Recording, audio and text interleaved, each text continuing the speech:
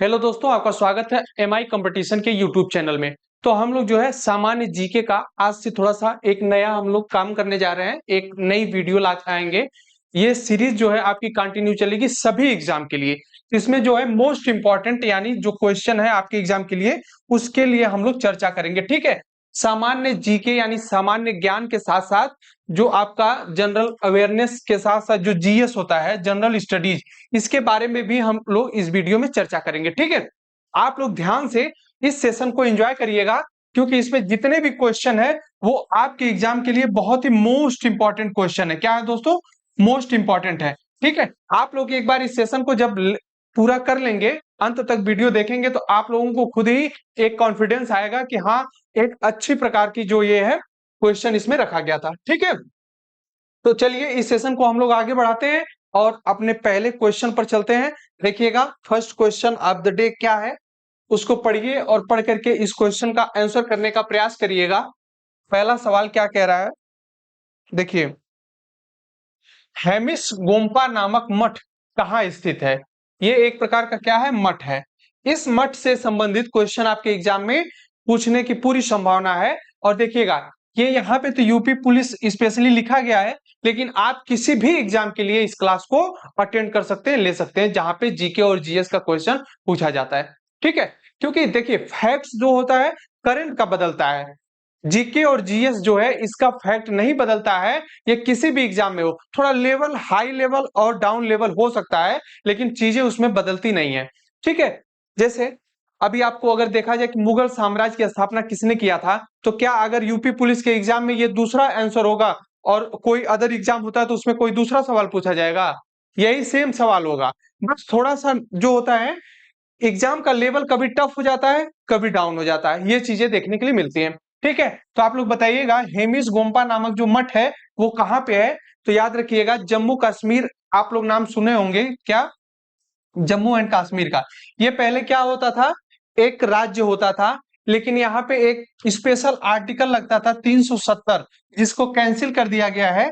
उसको हटा करके अब इसको जो है राज्य का दर्जा समाप्त करके क्या बना दिया गया है, यूनियन टेरिटरीज, मतलब संघ शासित प्रदेश। दो, जम्मू कश्मीर एक बना है, जम्मू एंड कश्मीर, और एक अलग बनाया गया है जिसका नाम है लद्दाख।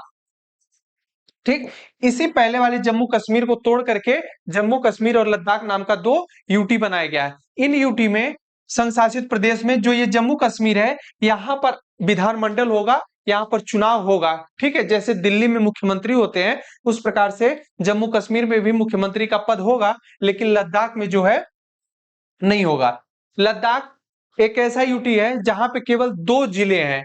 आपको लद्दाख में कितना जिला देखने के लिए मिलेगा? दो जिला। ठीक है, तो याद रखिएगा, इसी लद्दाख में जो है आपका ये गोम्पा नामक मठ देखने के लिए मिलता है। ठीक है, आइए थोड़ा सा देखते हैं हम लोग इसके बारे में। देखिए, सबसे पहले हम लोग इसका एक्सप्लेन देख लेते हैं क्या है। हेमिस मठ जो है लद्दाख में लेह से लगभग 45 किलोमीटर दूर एक कस्बा है। ठीक है, आप लोग याद रखिएगा, उसी को कस्बे को हेमिस कहा जाता है। क्या? हेमिस कहा जाता है। और यहाँ एक बड़ा तथा आकर्षक मठ है जिसे हेमिस मठ या हेमिस गोप्पा कहा जाता है। ठीक है, सिंधु नदी के पश्चिम में स्थित यह मठ लगभग 12,000 फुट की ऊंचाई पर स्थित है। कितनी ऊंचाई पर? 12,000 हाइट पर स्थित है ये आपका हेमिस मठ जो है। ठीक है, और एक चीज याद रखिएगा कि जो हेमिस मठ है यह तिब्बती स्थापत्य शैली में बना है। किसमें? तिब्बती स्थापत्य शैली में बना है। और एक चीज, बौद्ध जीवन तथा संस्कृति को प्रदर्शित करता है। ये हेमिस मठ जो है किसको प्रदर्शित करता है? बौद्ध जीवन और आपका उसकी संस्कृति को क्या करता है? प्रदर्शित करता है, मतलब बताने का प्रयास करता है कि देखिएगा, ये जो हेमिस मठ है इन सब चीजों को लेकर के अपनी गरिमा को बनाए हुए है। ठीक है, आगे चलते हैं अपने अगले सवाल पर। क्वेश्चन नंबर 2, देखिए, बहुत प्यारा क्वेश्चन है कि किसी भी एग्जाम के लिए आप ये क्लास अटेंड कर सकते हैं, किसी भी एग्जाम के लिए। यूपी पुलिस स्पेशली, आपका बीपीएससी टीचर का एग्जाम होने वाला है, एसएससी का एग्जाम होने वाला है, तमाम एग्जाम लगे, आरपीएफ का एग्जाम है, तो वहां पर भी इन सब चीजों से सवाल बनने की पूरी संभावना होती है, क्योंकि जीके और जीएस सेम होता है किसी भी एग्जाम के लिए। ठीक है दोस्तों, चलिए इस सवाल को पढ़िए, पढ़ करके तुरंत आंसर करने का प्रयास करिएगा। भारत का चुनाव आयोग पहली बार कब बहुसदस्यीय निकाय बना था? बताइएगा। क्या बहुसदस्यीय मतलब इस चुनाव आयोग में बहुसदस्यीय मतलब कई लोग, बहुत सारे लोग जो है उसमें सदस्य के रूप में काम करेंगे चुनाव आयोग के रूप में। तो वही पूछ रहा है कि पहली बार कब बहुसदस्यीय हुआ था क्या चुनाव। देखिएगा वह डेट है आपकी 1999 यानी 1989 में बना था क्या चुनाव आयोग, बहुसदस्यीय बना था। इसके बारे में देख लीजिएगा, जो भारत का चुनाव आयोग है दोस्तों पहली बार 16 अक्टूबर 1989 में बहुसदस्यीय निकाय बना। ठीक है, और एक चीज याद रखिएगा, जब पहली बार 2 अतिरिक्त आयुक्तों की नियुक्ति की गई परंतु उनका कार्यकाल बहुत कम था, जो 1 जनवरी 1990 तक चला। कब तक चला? 1 जनवरी 1990 तक चला। आगे देखते हैं। उसके बाद 1 अक्टूबर 1933 को 2 अतिरिक्त निर्वाचन आयुक्तों की नियुक्ति की गई थी। तब से आयोग की जो है बहुसदस्यीय अवधारणा प्रचलन में है। कब से? 1990 के बाद से, यानी 1 अक्टूबर 1993 को जो 2 अतिरिक्त निर्वाचन आयुक्त नियुक्त हुए थे उससे तब से प्रचलन बनी आ रही है किसकी? बहुसदस्यीय की। देखिएगा निर्णय बहुमत के आधार पर लिया जाता है और भारतीय निर्वाचन आयोग अनुच्छेद 324 के तहत एक संवैधानिक निकाय है। ये आपके लिए मोस्ट इंपॉर्टेंट फैक्ट है। क्या? जो निर्वाचन आयोग है, अगर कभी भी आपसे सवाल पूछे एग्जाम में कि निर्वाचन आयोग संविधान के किस अनुच्छेद के माध्यम से अपना कार्य करता है, तो वह अनुच्छेद नंबर 324 है, इसको याद रखिएगा। और एक चीज, निर्वाचन आयोग की स्थापना जो है 25 जनवरी सन 1950 को हुई थी। कब हुई थी दोस्तों? 2 सवाल। अनुच्छेद 324 निर्वाचन आयोग के बारे में बताता है और निर्वाचन आयोग की जो है स्थापना कब हुई थी, तो 25 जनवरी सन 1950 को देखने के लिए मिलती है। अगर वर्तमान में निर्वाचन आयुक्त देखा जाए तो श्री राजीव कुमार हैं। कौन है? श्री राजीव कुमार। 2 लोग और हैं आयुक्त जो आप करंट अफेयर्स में देखे होंगे। आप उन दोनों लोगों का नाम जो है कमेंट बॉक्स में कमेंट करने का प्रयास करिए। ठीक है, आइए आगे चलते हैं हम अपने अगले सवाल पर। क्वेश्चन नंबर 3 देखिए, भारत में काजू का प्रथम परिचय किन लोगों ने कराया? देखिए आप जानते होंगे जो सूखे फल होते हैं जैसे आपका छोहाड़ा हुआ, ठीक, गरी हुआ, काजू, बादाम, इन सब चीजों में आपसे यह पूछा जा रहा है कि पहली बार जो काजू है इसको परिचय किसने करवाया? डच ने करवाया, ब्रिटिश ने करवाया, या फ्रांसीसी या फिर पुर्तगाली ने, किसने करवाया? तो आप लोग हमेशा याद करिएगा कि भारत की खोज सबसे पहले किसने किया था, तो उसका नाम क्या था? Vasco D gamma. क्या था दोस्तों? Vasco D gamma. Vasco D gamma कब किया था? 1498 में। ये चीज आप लोग याद रखिएगा। ये कहां का था? तो पुर्तगाल का था। पुर्तगाल, यानी ये जो पुर्तगाल से वास्को डी गामा भारत आया, इसी ने ही भारत को काजू से क्या कराया? रूबरू करवाया। उसने बताया कि काजू कैसा होता है, काजू के खाने से क्या क्या आपके यहाँ इफेक्ट हो सकता है, मतलब उससे क्या लाभ हो सकता है, ये सब चीजों के बारे में कौन बताया? तो पुर्तगाली थे, उन्होंने ही बताया। ठीक है, तो इस क्वेश्चन का ऑप्शन नंबर डी सही हो जाएगा। देखिए भारतीय कृषि पुर्तगालियों की महत्वपूर्ण देन है। देखिए जो भारत में कृषि, आज की कृषि है, इसमें सबसे मोस्ट इंपॉर्टेंट अगर योगदान किसी को दिया जाए तो वो पुर्तगालियों को दिया जाता है दोस्तों। किसको? पुर्तगालियों को। और एक चीज याद रखिएगा, सबसे जो मोस्ट इंपॉर्टेंट है कि भारत में तंबाकू, मूंगफली, आलू, लाल मिर्च, मकई, टमाटर, शकरकंद, चीकू, काजू, अमरूद, पाइनएप्पल और शरीफा इत्यादि पुर्तगालियों के द्वारा ही भारत में लाया गया है। आप लोग सोच सकते हैं ये चीजें कि भारत में जो तंबाकू है उसका भी प्रचलन पुर्तगालियों ने किया। मूंगफली, आलू, लाल मिर्च, मकई, टमाटर, शकरकंद, चीकू, काजू, अमरूद, पाइनएप्पल, इसके साथ साथ शरीफा एक फल होता है। इन सब फलों का जो है किसने किया है भारत को परिचित? तो पुर्तगालियों ने परिचित किया है। और एक चीज याद रखिएगा, इसके अलावा अगर देखा जाए तो भारत में पहली बार प्रिंटिंग प्रेस का प्रयोग तथा जहाज निर्माण उद्योग पुर्तगालियों की ही देन है।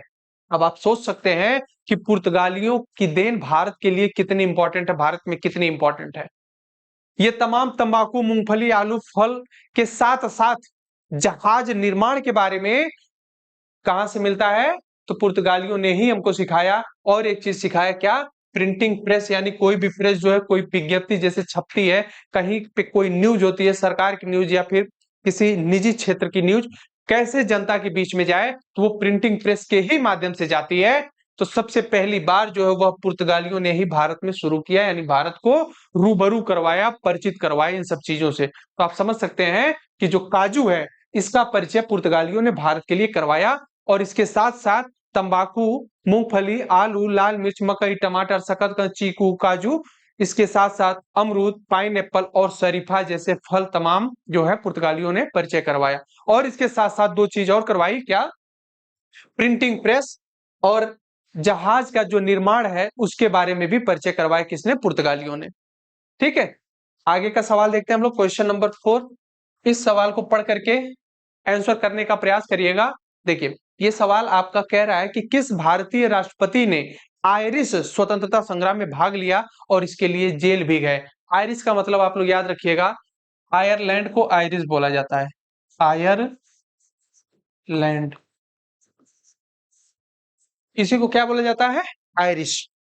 आयरलैंड से एक चीज आप लोग याद रखिएगा, राज्य का नीति निदेशक तत्व, राज्य का नीति निदेशक तत्व कहां से लिया गया है? आयरलैंड। संविधान के भाग नंबर कितने में है? भाग 4 में है, 36 से 51। ये चीज आप लोग याद रखिएगा। ठीक है, देखिए इस क्वेश्चन का जो आंसर सही होगा वह आपका देखने के लिए मिलेगा कि हमारे यहाँ एक राष्ट्रपति हुआ करते थे, वीवी गिरी साहब। इन्होंने ही आयरिश मतलब उसके स्वतंत्रता संग्राम में, जब वहां पे स्वतंत्रता का आंदोलन चल रहा था तो वहां पर जाकर के इन्होंने भाग लिया था और वहां के जेल में वह गए थे। आइए इसके बारे में हम लोग देख लेते हैं। वीवी गिरी डलिन यूनिवर्सिटी में कानून की पढ़ाई करने के लिए जब आयरलैंड गए थे। कहा? वीवी गिरी साहब, इनके बारे में थोड़ा सा हम लोग देख लेते हैं कि वीवी गिरी साहब जो है वह क्या डलिन यूनिवर्सिटी में कानून की पढ़ाई करने के लिए जब आयरलैंड गए थे, तब वे वलेरा जैसे प्रसिद्ध ब्रिटिश विद्रोही के संपर्क में आकर स्वतंत्रता के लिए चल रहे सिन फिन आंदोलन से। यह भी सवाल पूछ सकता है कि वीवी गिरी जो है किस आंदोलन में भाग लिए थे, तो आप लोग याद रखिएगा उस आंदोलन का नाम है सिन फिन आंदोलन। ठीक, से जुड़ करके उसमें काम किए, फिर इस कारण उन्हें जेल भी जाना पड़ा तथा आयरलैंड से निष्कासित कर दिया गया। स्वतंत्र भारत में वीवी गिरी चौथे राष्ट्रपति बने थे, ये चीज आप लोग याद रखिएगा। भारत के चौथे नंबर के राष्ट्रपति कौन है? तो वो आपके कौन है? वीवी गिरी।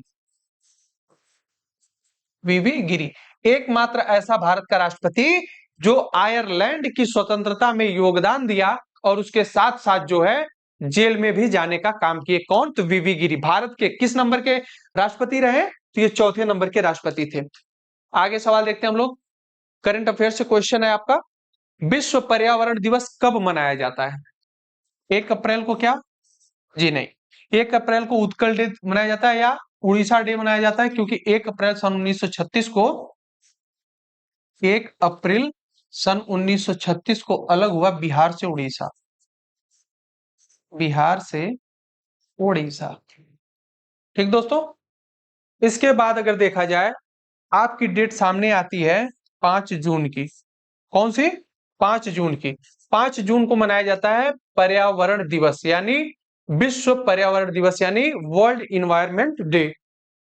देखिए, पर्यावरण प्रदूषण की समस्या पर 1972 में दोस्तों, कब? सन 1972 में संयुक्त राष्ट्र संघ ने स्टॉकहोम में विश्व भर के देशों का क्या बुलाया? पहला पर्यावरण सम्मेलन आयोजित किया। कब? 1972 में। कहां पे? संयुक्त राष्ट्र संघ ने स्टॉकहोम में, जो स्वीडन में देखने के लिए मिलता है, पहला पर्यावरण सम्मेलन आयोजित किया।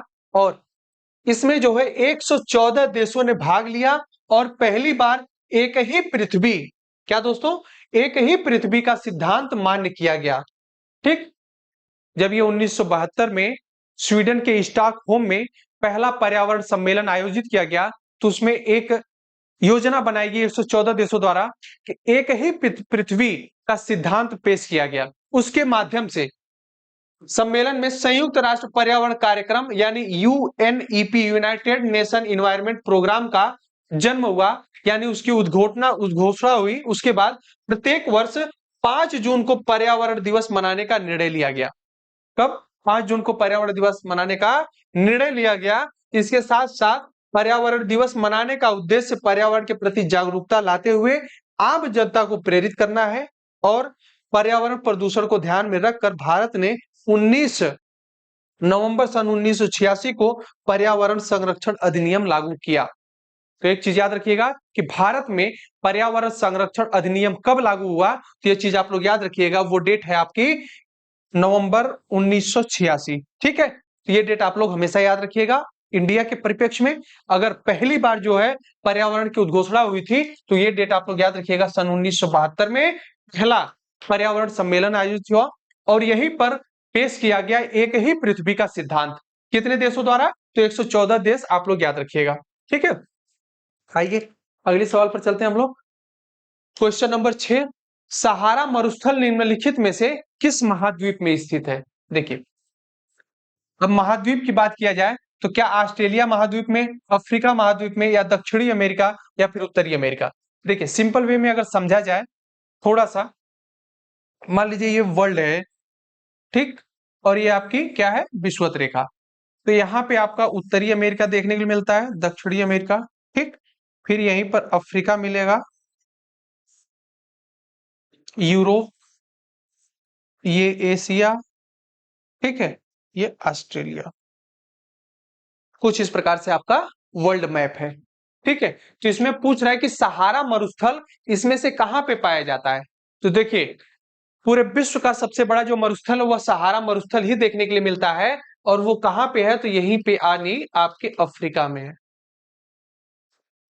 कहां पे है, अफ्रीका में। तो इस क्वेश्चन का ऑप्शन नंबर क्या सही हो जाएगा, बी इज द करेक्ट हो जाएगा। क्या, अफ्रीका।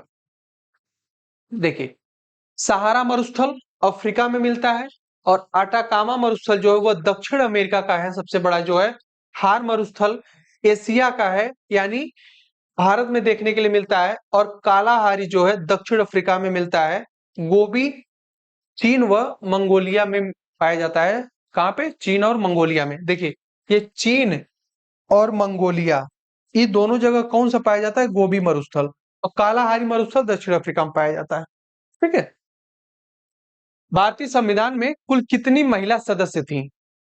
अब ये आपके लिए इंपॉर्टेंट क्वेश्चन है, क्योंकि महिलाओं से सवाल जब भी आता है आपके एग्जाम के लिए वो इंपॉर्टेंट हो जाता है। यानी कि जब संविधान सभा बनी थी उस समय कितनी महिला सदस्य वहां पर उपस्थित थी। तो देखिए संविधान सभा की जो शुरुआत हुई थी सबसे पहले 9 दिसंबर को हुई थी, 9 दिसंबर 1946 को। ठीक है, पहली बैठक हुई। इसके बाद जो है 2 वर्ष 11 माह यानी 11 महीना और 18 दिन लगा इसको तैयार होने में। ठीक, तैयार हुआ फिर, और संविधान लागू कब हुआ इसके लिए 2 डेट याद रखिएगा। एक होती है 26 नवंबर 1949 को। इस दिन को क्या मनाया जाता है, 26 नवंबर को संविधान दिवस मनाया जाता है, क्योंकि संविधान का कुछ अंग जो है इसी दिन लागू हुआ था। और अगर पूछे पूर्ण रूप से संविधान कब लागू हुआ, तो यह याद रखिएगा आप लोग 26 जनवरी सन 1950 को। तो इतना चीज इस क्वेश्चन से, इस फैक्ट से आप लोग याद रखिएगा। हाँ एक चीज और, जब संविधान सभा बनी थी तो वहां पर महिलाओं की संख्या 15 देखने के लिए मिलती है आपको। कितना, 15 थी। इसलिए क्वेश्चन नंबर 7 का option number c is the correct हो जाएगा, 15। संविधान सभा में कितनी महिलाएं थी, 15 महिलाएं। इनके बारे में चर्चा कर लेते हैं हम लोग। भारतीय संविधान सभा में महिला सदस्यों की संख्या जो कितनी थी, 15। ठीक है, और भारतीय संविधान सभा का निर्माण भारत की संविधान की रचना के लिए किया गया था। संविधान सभा किस लिए बनाई गई थी, संविधान की रचना करने के लिए बनाई गई थी। भारत का प्रशासन किस प्रकार से चलेगा, जब अंग्रेज यहां से पूरी तरीके से भारत को भारत के हवाले छोड़कर चले जाएंगे, भारत के प्रशासन को, भारत के सामाजिक स्थिति को, आर्थिक स्थिति को, यानी तमाम चीजों को, प्रशासन को किस प्रकार से डील किया जाएगा, उसको चलाया जाएगा, इसके बारे में पूरी चर्चा परिचर्चा के लिए संविधान सभा का निर्माण किया गया। और यह संविधान सभा भारत के संविधान को बनाने के लिए काम करेगी, ऐसा वहां पे बनाया गया। संविधान सभा की कार्यवाही जो है 13 दिसंबर सन 1946 को जवाहरलाल नेहरू द्वारा पेश किए गए एक उद्देश्य प्रस्ताव के साथ प्रारंभ हुई। कब, 13 दिसंबर। यानी इसके पहले जो है 9 दिसंबर और 11 दिसंबर की बैठक 2 बार हो चुकी थी, और जो 13 दिसंबर की बैठक हुई यहाँ पे पहला, कभी कभी एग्जाम में आपके सवाल भी बनता है कि उद्देश्य प्रस्ताव किसने पारित किया था। सरदार वल्लभ भाई पटेल, जवाहरलाल नेहरू, महात्मा गांधी या एपीजे अब्दुल कलाम, कौन भी हो सकते हैं। इसमें आप लोग याद रखिएगा कि जेएल नेहरू, जवाहरलाल नेहरू ने उद्देश्य प्रस्ताव पारित किया था। कब? 13 दिसंबर सन 1946 को। आगे देखते हैं हम लोग। उत्तर प्रदेश में शेर सफारी स्थित कहां पर है?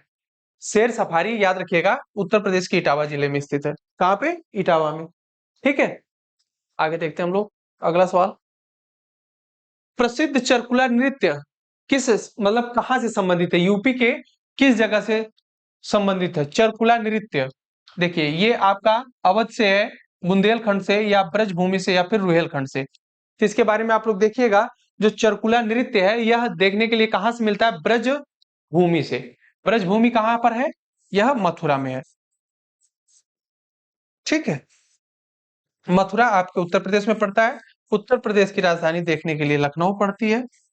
ठीक है, ये चीजें आप लोग याद रखिएगा। देखिए प्रसिद्ध चरकुला नृत्य उत्तर प्रदेश के ब्रजभूमि से संबंधित है। इस नृत्य में स्त्री या पुरुष स्त्री वेश धारण कर सिर पर मिट्टी के साथ घड़े तथा उसके ऊपर जलता हुआ दीपक रखकर अनवरत रूप से नृत्य करते हैं। देखिए चरकुला नृत्य क्या होता है? जैसे मान लीजिए ये कोई आदमी है, ठीक है, और यहाँ पे कोई औरत है। ये जो पुरुष होता है वो औरत का वेशभूषा धारण करता है, ठीक है, औरत के रूप का कपड़ा पहनता है, और इसके सर पे जो है 7 प्रकार की जो है मटकी रखी रहती है, घड़ा रहता है, 7 प्रकार का घड़ा रख करके, और उस पर एक दीपक जलाया जाता है। क्या? दीपक। और यहाँ पे दीपक होता है, तो ये दीपक जलता है और इस प्रकार से नृत्य करते हैं, तो इसको जो है चरकुला नृत्य के नाम से संज्ञा दी जाती है। कहां पे? उत्तर प्रदेश के मथुरा जिले में है, जहां पे ब्रजभूमि में देखने के लिए मिलता है। ठीक है, आगे सवाल देखते हैं अपना। क्वेश्चन नंबर 10, निम्नलिखित में से कौन सा भारतीय अर्थव्यवस्था का प्राथमिक क्षेत्र है? देखिए क्षेत्र कई प्रकार के होते हैं। प्राथमिक क्षेत्र, ठीक, प्राथमिक क्षेत्र होता है, द्वितीयक क्षेत्र होता है, तृतीयक। ठीक है, इसको देखते हैं हम लोग। देखिए कृषि जो है भारतीय अर्थव्यवस्था का प्राथमिक क्षेत्र है, और भारतीय कृषि का जीडीपी में 16% का योगदान है। यानी भारत के जीडीपी में कृषि का कितना परसेंट का योगदान है? तो आप लोग याद रखिएगा 16% का योगदान है। ठीक है, कुल निर्यात में 10% भागीदारी है, और कृषि को अर्थव्यवस्था की रीढ़ कहा जाता है, इसलिए इस क्वेश्चन का ऑप्शन नंबर क्या सही हो जाएगा? ए इज द सही हो जाएगा। यानी प्राथमिक क्षेत्र में क्या आता है? कृषि आता है। देखिए अगला सवाल, मान्य खेत, क्वेश्चन नंबर 11, मान्य खेत के कृष्ण तृतीय का संबंध किस राजवंश से था? ये आपके इतिहास से क्वेश्चन है, तो हमेशा याद रखिएगा, ये राष्ट्रकूट जो है इसको याद रख लीजिएगा आप लोग। सिंपल चीज इसमें, मान्य खेत के कृष्ण तृतीय का संबंध किससे था? तो राष्ट्रकूट से था। ठीक है, अब राष्ट्रकूट से था, जो कृष्ण तृतीय मान्य खेत है वह राष्ट्रकूट राजवंश का अंतिम महान योग्य शासक था। इसने अपने राज्यरोहण के समय काल वर्ष की उपाधि धारण की, एवं कांची और तंजौर को जीतने के बाद कांचीपुरम और तंजयम कोंडा यानी तंजौर का विजेता की उपाधि धारण की। ठीक है, आगे सवाल देखते हैं हम लोग। आयात निर्यात के बारे में अगर बात किया जाए, आयात निर्यात बैंक स्थापित हुआ था कब? देखिए आयात चीज क्या होती है और निर्यात थोड़ा सा समझ लीजिएगा। आयात का मतलब होता है जब कोई चीज हम अपने यहाँ क्या करते हैं? एडॉप्ट करते हैं, किसी कंट्री से लाते हैं या फिर कहीं और से हम अपने पास लाते हैं, मतलब क्या होता है? खरीदते हैं।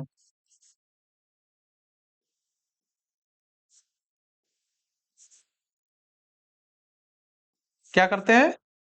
खरीदते हैं, खरीदते हैं। और जो निर्यात होता है उसमें क्या करते हैं? बेचते हैं। ठीक है, तो इसमें कह रहा है कि आयात निर्यात बैंक कब स्थापित हुआ था? तो वो हुआ था 1982 ईस्वी में। कब? 1982 में। भारत में आयात निर्यात को प्रोत्साहित करने के लिए इंडिया एक्ट 1981 के तहत सरकार ने आयात निर्यात बैंक 1982 में स्थापित किया था। यह पारित कब हुआ था? तो 1981 में हुआ था, और बना कब? तो 1982 में। अगला सवाल देखते हैं हम लोग, इसको पढ़िएगा और पढ़ करके क्वेश्चन करने का प्रयास करिए। देखिए क्वेश्चन नंबर 13 क्या कह रहा है? ठीक है, क्वेश्चन नंबर 13 आपके लिए, प्रथम भारतीय महिला जिसने एशियाई खेल में 400 मीटर दौड़ में स्वर्ण जीता है, यानी गोल्ड मेडल जीता है, बताइए क्या है इस क्वेश्चन का आंसर। पहली भारतीय महिला जिसने एशियाई खेल में 400 मीटर दौड़ में स्वर्ण पदक जीता है पूरी एशिया में। तो देखिए उस महिला का नाम क्या है, उस महिला का नाम है कमलजीत संधू। तो इस क्वेश्चन का option number c is the correct हो जाएगा। देखिए कमलजीत संधू वह प्रथम भारतीय महिला है जिसने एशियाई खेल में 400 मीटर की दौड़ में स्वर्ण पदक जीता है। कितने, 400 मीटर में स्वर्ण पदक जीता है। और ये कहाँ की रहने वाली है, ये पंजाब राज्य की रहने वाली है कमलजीत संधू। इन्होंने 400 मीटर की दौड़ को 57.3 सेकंड में पूरा किया था। और सन 1970 के एशियाई खेल में स्वर्ण पदक जीतने पर अगले वर्ष 1971 में कमलजीत संधू को पद्मश्री सम्मान से सम्मानित किया गया। गया था, ठीक है। तो इस क्वेश्चन का ऑप्शन नंबर क्या सही होगा, कमलजीत संधू प्रथम भारतीय महिला जिसने एशियाई खेल में 400 मीटर दौड़ में स्वर्ण पदक जीता था। क्या नाम उनका, कमलजीत संधू, ठीक है। आगे चलते हैं क्वेश्चन नंबर 14। सार्क की पहली बैठक की बात अगर किया जाए दोस्तों, किसकी, सार्क की पहली बैठक कहां हुई। तो देखिए सार्क जो है यह आपका बांग्लादेश है, उसकी राजधानी ढाका है, वहां पे जो है इसकी पहली बैठक हुई थी।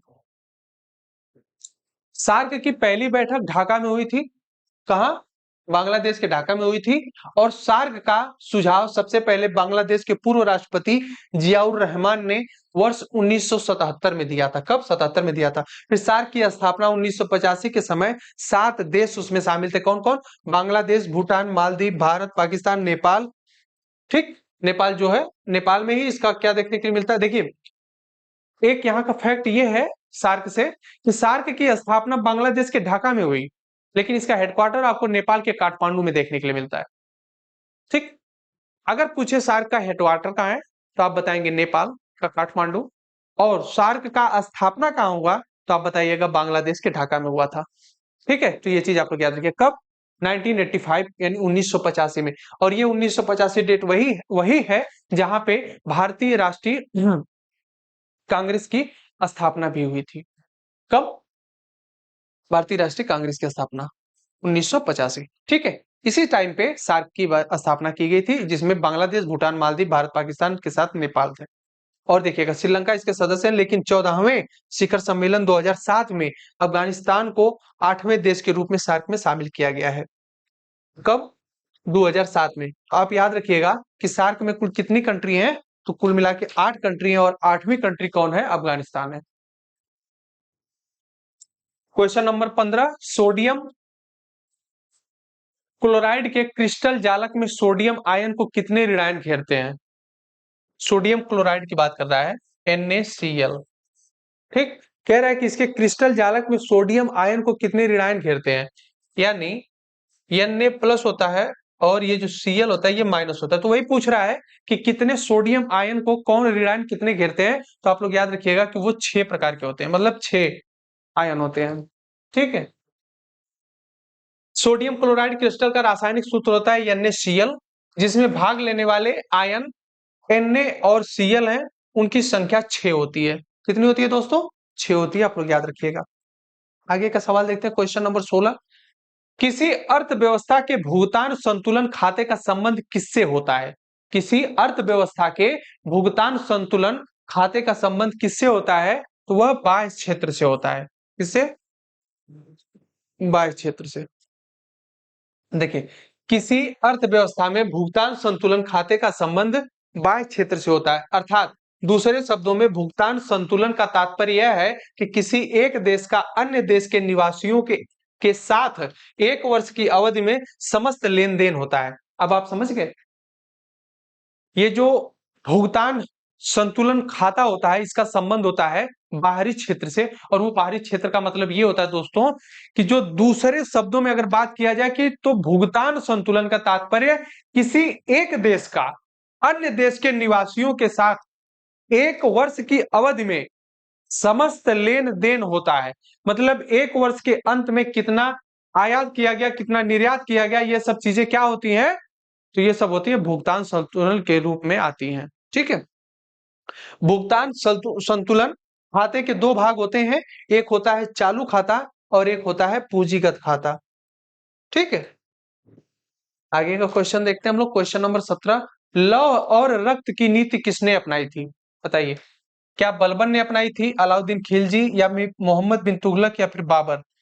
बाबर की बात किया जाए, सबको पता है तुगलक वंश के बारे में पता है, खिलजी वंश अलाउद्दीन खिलजी। बलबन के बारे में अगर बात किया जाए तो यही option number A is the correct हो जाएगा। जो लौ और रक्त की नीति है, इसको किसने अडॉप्ट किया था, किसने अपनाया था, तो वो देखने के लिए मिलता है बलबन। देखिए, लव और रक्त की नीति अर्थात कठोर नीति सल्तनत काल में गुलामी वंश शासक बलबन ने अपनाई थी। बलबन ने विद्रोहियों को कमजोर करने तथा मंगोल आक्रमण से रक्षा के लिए यह नीति अपनाई थी। बलबन ने राजत्व सिद्धांत को ऊंचा करने के लिए सिजदा तथा पैबोसा प्रथा को भी आरंभ किया।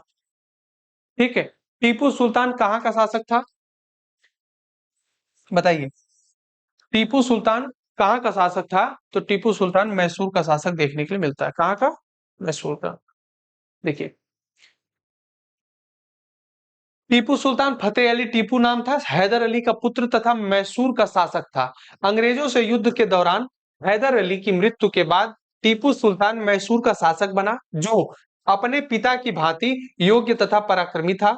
टीपू की मृत्यु चतुर्थ आंग्ल मैसूर युद्ध के दौरान 1799 ईस्वी में हुई। कब? चतुर्थ आंग्ल मैसूर युद्ध हुआ था, उस समय किसकी मृत्यु हुई थी? टीपू की मृत्यु हुई थी। देखिए, अगला सवाल, संविधान का 52वां संशोधन किससे संबंधित है? आरक्षण से, निर्वाचन से, या अल्पसंख्यक के संरक्षण में? तो आप लोग याद रखिएगा कि जो संविधान का 52वां संविधान संशोधन था, कौन सा 52वां, यह अनुसूची 10 से संबंधित था। अनुसूची 10, यानी कि जब मूल संविधान बना था उस समय अनुसूची 8 हुआ करती थी। पहला संविधान संशोधन हुआ, उसमें एक अनुसूची जोड़ी गई, 9वीं अनुसूची, तो हो गया 9 अनुसूची। ठीक है, इसके बाद 10वीं अनुसूची में दल बदल जोड़ा गया। क्या? दल बदल जोड़ा गया। तो संविधान के 52वें संविधान संशोधन के माध्यम से अनुसूची 10 जोड़ी गई, जिसमें दल बदल कानून बनाया गया। देखिए, भारत का संविधान संशोधन 52वां संविधान संशोधन अधिनियम 1985 दल बदल कानून से संबंधित है। इसमें यह व्यवस्था की गई थी कि यदि किसी संसद सदस्य या विधानसभा सदस्य दल बदल करता है या दल द्वारा निकाल दिया जाता है, तो जिसमें उसे चुनाव में खड़ा किया था, या कोई निर्दलीय उम्मीदवार दल का सदस्य बन जाता है, तो वह सदन का सदस्य होने के अयोग्य करार करा जाएगा। इसलिए बनाया गया था दल बदल का काम, यानी कोई दुरुपयोग ना कर सके। ठीक है, तो आप लोग याद रखिएगा कितने क्वेश्चन थे ये हमारे इस सेशन के इंपॉर्टेंट 19 सवाल थे, और आशा करते हैं कि आप लोग इस जीएस के बहुत एंजॉय किए होंगे। और आज से जो है हम लोग अपना ये एक नया वीडियो लेकर के ये सीरीज के माध्यम से हम लोग चलेंगे। ठीक है, और जितने भी इंपॉर्टेंट क्वेश्चन होंगे डेली के डेली आपको कराया जाएगा। आप ज्यादा से ज्यादा इस सेशन में जुड़िए। मिलते हैं नेक्स्ट वीडियो में, तब तक के लिए जय हिंद।